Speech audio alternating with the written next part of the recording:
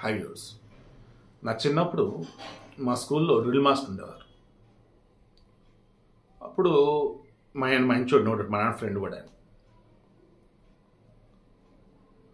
ఆయన డ్రిల్ చేపిస్తేటప్పుడు వాళ్ళు సరిగా నించొకపోయినా ఎవరితో మాట్లాడుతున్నా ఆయన వచ్చి కొడతామో లేదన్నప్పుడు వాళ్ళని మ్యాన్ హ్యాండ్లింగ్ చేయటమో చేసేవాడు.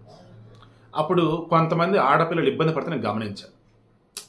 ఇదేంటి మగోడే ఆడపిల్ల ఎక్కడ పడితే అక్కడ తాగుతాడు ఏంటి అబ్బా అని.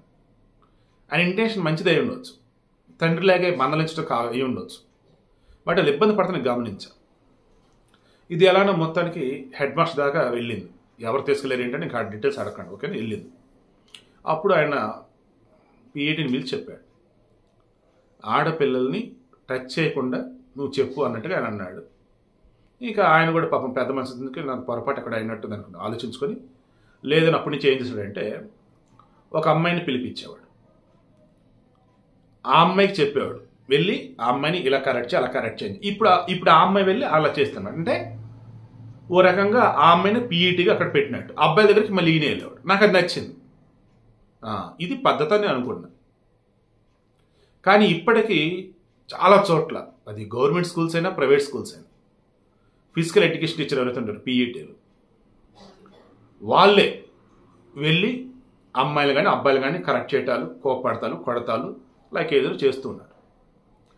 ఇలా అవునన్నా కాదన్నా కొన్ని స్కూళ్ళల్లో పీఈటీలు అంటే భయపడే వాళ్ళు ఉంటారు. ఈ భయంతో వాళ్ళు ఏ చెత్త చేస్తూ ఉంటారు. అండ్ కొంతమంది కొన్ని చోట్ల వీళ్ళు చేసే కొన్ని పనుల వల్ల రిమైండింగ్ వాళ్ళతో క్లోజ్గా ఉండే దానివల్ల అట్రాక్ట్ అవుతూ ఉంటారు. ఇది ఎంత దూరం వెళ్తుందంటే మన విద్యా వ్యవస్థని భ్రష్టు పట్టించేదాకా వెళ్తుంది. తాజాగా వైజాగ్లో నారాయణ ప్రైవేట్ స్కూల్స్ తెలుసు కదా, నారాయణ కాలేజ్, ఆ నారాయణ స్కూల్ వాళ్ళది కార్పొరేట్ స్కూల్ అన్నట్టు.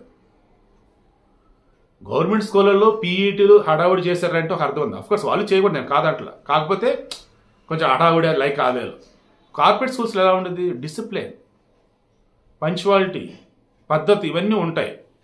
బట్ ఇక్కడ ఏముంది, ఏకంగా 9వ తరగతి ఒక అమ్మాయి హెల్త్ బాగోట్లేదు, మంచి కొంచెం అనీజీగా ఉంటూ ఉంది.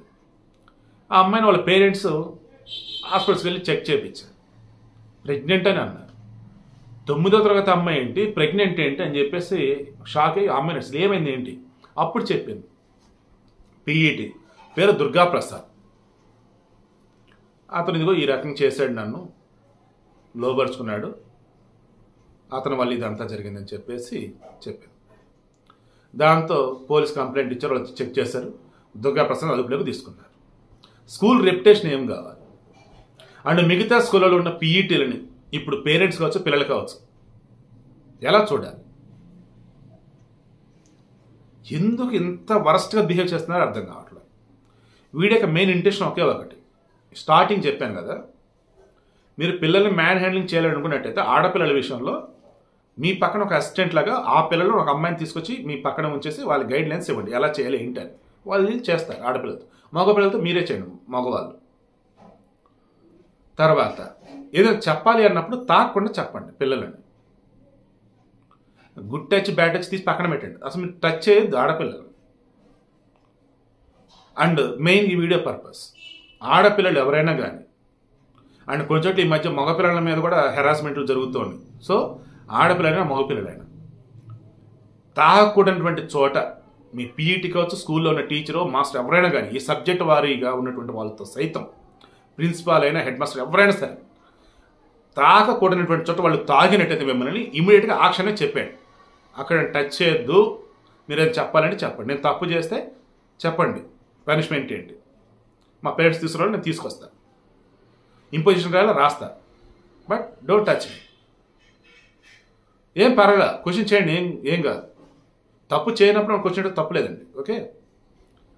ఇన్ కేస్ వాళ్ళు వినటం వల్ల పేరెంట్స్ చెప్పేసాను, పేరెంట్స్ తీసుకురండి. అండ్ అది గమనించిన వాళ్ళు ఉంటారు, మీరు కూడా మీ పేరెంట్స్ చెప్పండి, ఇదిగో పలానా ఏదో పేరు అనుకోండి, ఓకేనా.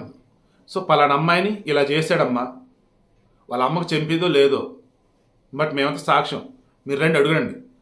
పేరెంట్స్ గ్రూప్ అనేది ఉంటుంది ఊళ్ళో కనుక. అంటే మా అమ్మాయిని ఎలా అంటే రండి అడుగుదాం, మా అబ్బాయిని ఎలా అంటే రండి అడుగుదాం. సో స్కూల్స్ అన్నవి ఎలా ఉండాలి, ఈవెన్ కాలేజెస్ అన్నవి ఎలా ఉండాలి? చదువు నేర్పాలి, సంస్కారం నేర్పాలి, భవిష్యత్తులో గొప్పగా ఎదిగేలా చేయాలి. అంతేగాని ఇటువంటి అకృత్యాలు ఏంటి, ఇంత దారుణాలు ఏంటి? అసలు పేరెంట్స్ కమిటీ ఉంటాయి అండ్ ఆ స్కూల్స్ మేనేజ్మెంట్ ఉండేది. ఎప్పటికప్పుడు రివీల్ చేసుకుంటూ ఉండండి, ఫీడ్బ్యాక్ తీసుకుంటూ ఉండండి పిల్లల దగ్గర నుంచి కూడా. ఎవరెవరి గురించి అని మీకు ఏమైనా అనిపిస్తుందా, ఎవరైనా ఇబ్బంది పెట్టినారా ఏంటి? ఫీడ్బ్యాక్లు ఉండవు, ఏముండవు, ఆ ఫీజు ఈ ఫీజు, అదేమిటి అన్ని మార్కులు ఇన్ని మార్కులు. ఏంద్రా బాబు అసలు ఇది? స్కూల్స్ నడుపుతున్నారా, ఇంకేమైనా నడుపుతున్నారా? కాలేజీలు నడుపుతున్నా, ఇంకేమైనా నడుపుతున్నారా? చాలా చాలా బాధాకరం.